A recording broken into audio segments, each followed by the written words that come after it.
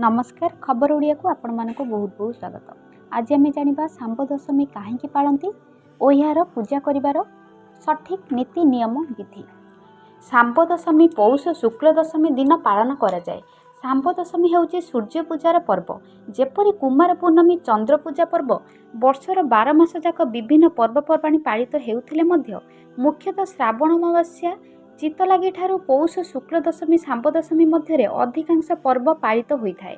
एही समय मध्य पालित हेउथिबा पर्वपर्वाणी रे एथिपई गाउली ढग रहिछि यथा ओइला चितौनानी 12 ओषा पर्व संगरे घेनी संबर दशमी अलना दाऊ सबु ओषा बार एइठी थाउ।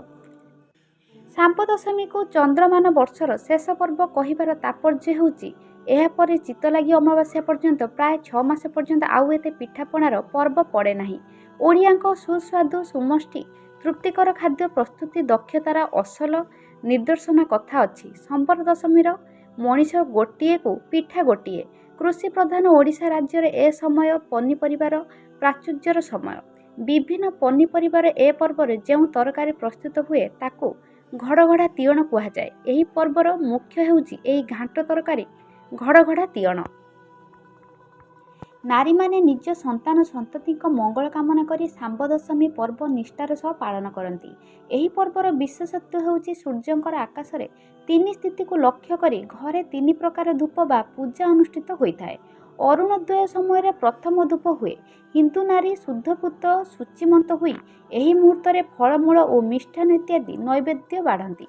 एही ब्राह्म मुहूर्त रे पूजा नैवेद्य बा प्रथम धूप अनुष्ठान करी सूर्य पुराण पारायण करिथांती। मध्याह्न सूर्य तेजदीप्त भास्कर को द्वितीय धूप दिया जाए। यह सांब दशमीर मुख्य धूप।